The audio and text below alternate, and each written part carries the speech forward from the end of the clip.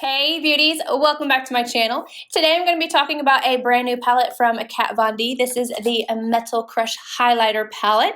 I'm going to give you guys a demo, swatches, my first impressions, as well as some side-by-side comparisons so you can see if you guys need this, because this is super limited edition. It's on Sephora.com right now. I just got mine this morning. Sat down, played with it, and was like, I have to tell you guys what I think and show you guys some comparisons of things that maybe you already have in your collection to see if you need this, because according to Kat Von D, after this sells out, it is done for. So super limited edition. Not sure if I said it or not, but it is $36.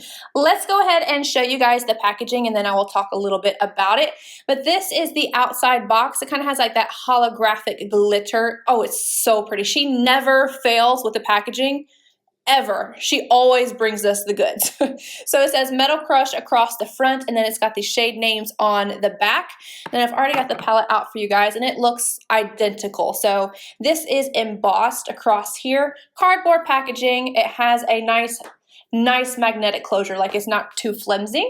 And then the shade names across the back as well. When you open it up, you have your three extreme highlighters. And we've got the shades Gamera, Helix, and Rose Shock in here. I'm going to go on the Sephora.com website and talk to you a little bit about the palette. It says it was inspired by Kat Von D's best-selling Metal Crush eyeshadow in the shade Thunderstruck. Do you guys remember when mine literally fell out of the pan? I was so sad when that happened, but it was a gorgeous color. The Metal Crush Extreme Highlighter Palette is loaded with hyper-reflective micro crystals that sparkle and shift with every movement. Experience 3 electrifying shades: Gamera, a prismatic peach with pink and gold crystals; Helix, an ethereal opal with gold and silver crystals; and Rose Shock, a pearlescent pink with lavender and pink crystals. The shade descriptions of each of those are spot on. This unique formula features liquid powder technology, so it applies smooth and creamy and blends out seamlessly to deliver a highlight you can see from space. All right, so what I'm going to do is show you guys little clips of swatches of each of the colors, and then I'm also going to show you me applying it to my skin. I know a lot of people do not like swatches on my tattoos. However, I definitely feel that you can see like the color come out more with that, but if you don't like it on my hand, you will see it on my face as well. So let's go ahead and start off with Gamera. It is this shade right here. I felt like whenever I was shifting it, no matter what lighting I was in, I tried to go a little bit darker in the light, whatever, it just was not showing up that peachy pink that it shows. Even when I was putting it on my face, I was like, come on. It was not working out for me, but this is a gorgeous color. This actually ended up being my favorite in the palette. As you see me applying the shade, again, I've got to say, you cannot see the pink peach color that it shifts whenever you're moving your face around. It does not pick up true on camera, and I felt like this one was the one that I just couldn't see and could not get. But when I first applied it, I tried to use this Sigma fan brush. Yeah, that does not work with this formula very well. I had to go back in with this guy. This is the A23 from Anastasia Beverly Hills. Something about the bristles on this really worked it into the skin much better. So I found this shade, again, was my favorite in the palette. When you're looking straight on, it almost looked like I had nothing, and then when I would turn my head, oh, it was so pretty. It was like peach and pink flecks, and it was gorgeous. But I went into my bedroom. I have like no lighting in there anymore, and I tried to take even a video on my phone, and nope. Did not work. The next shade is Helix. It is the center shade here. I think this one is the most metallic. When you move your face, like I was talking to Puffin and I was like, do you see my highlight? He goes, you literally look wet. He's like, you look like you slashed gloss on your face. I was like, you know, that's supposed to be the effect. On my skin tone, this one definitely shows up the most. I mean, the pink definitely shows up, but this one is just like, ping, it is bright. This is definitely see you from outer space bright. And then the very last shade we have is Rose Shock, this pink shade down here. Definitely the most bold in the palette. It looks super pink on the skin.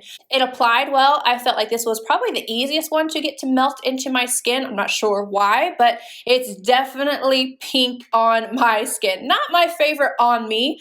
I would probably use this more as like an eyeshadow than I would on my skin, but I think deeper skin tones as a highlight would be gorgeous. All right, now we're gonna get into the side-by-side comparisons. I reached into my collection, got out what I thought would maybe be the most comparable, and I swatched them for you so you guys can see the differences. All right, the first comparisons are gonna be for this shade right here, Gamera, the peachy tone shade. This one was the hardest to match in my collection, I personally thought. And I compared this to MAC's Beaming Blush, and then in the Aurora Glow Kit, I compared it to Eclipse and Lyra. So you can see all the shades side by side here. It's Gamera from Kat Von D, MAC Beaming Blush, Anastasia Beverly Hills, Eclipse, and Lyra. Out of all those, I felt like Gamera was the most metallic and it was more like a subtle peach, the most wearable color-wise. We're going to talk about formula later. All right, now we're going to do comparisons for the one that I currently have on, Helix, in the center. I had to pull out my Burberry for this one because I was trying to think of like all the more white highlighters that I have. So obviously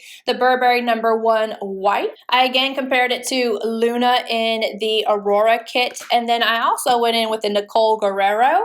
I had every one of these open. I was just kind of going around trying to figure out which ones look the most similar. And then Forever Lit from this palette, and then also MAC's Double Gleam. You guys know I love this one here. In the picture we have Helix, Burberry #1 white, Aurora Luna, Nicole Guerrero's Forever Lit, and MAC Double Gleam. Helix was the least white out of all these. When you're swatching it on my hand, I could see almost like the reflex of a very, very faint bluish green. Like that, I guess that's what they're calling silver, because it looks more silver on my face, but I guess with a black background, it had more of that light bluish green, like just a hint. And this one was also the most glittery out of all of those. The last comparison is for Rose Shock here. I felt that this one had the most comparisons, it was easy for me to find. However, it was still different than all the ones that I swatched it against. I swatched this against MAC's Show Gold in Kat Von D's Alchemist palette. Ooh, this packaging is my favorite she's ever done. I put it up against Pink Opal. The Moonchild from Anastasia, this is against Pink Heart. I also used the Nicole again for this with Kitty Cat. So here are the swatches for those. It's Rose Shock, MAC Show Gold, The Alchemist Pink Opal, Moonchild Pink Heart, and Nicole Guerrero's Kitty Cat. Rose Shock is definitely the most obvious pink, not just swatched, but even on the cheeks, it is the most pink. It is out there. And it also, again, had the most glitter. All right, so my first impressions on this palette. I'm going to give you the good and the bad, but I have to review this for what it actually is. If you do not like super intense, glittery highlights, just go ahead, exit out of the video. This isn't for you. 100% you're not going to like this. This has the most glitter, I think, out of all of the highlights that I personally have in my own collection. With that being said, it's very finely milled, but it is glitter. I'm going to give you guys a little video what I took in the least amount of lighting and swatched them, and I kind of rubbed them out so you could see more of the actual glitter that's in this. So I'm going to insert that here, but it definitely is a smooth glitter. I don't feel like it's too much texture, but it's definitely going to add texture. But with that being said, this is not a palette that ever said that it was going to be natural or skin-like or anything like that. This is an extreme highlighting palette. Puffin came over and he was like, "You look like a glitter bomb." I was like, I know, right?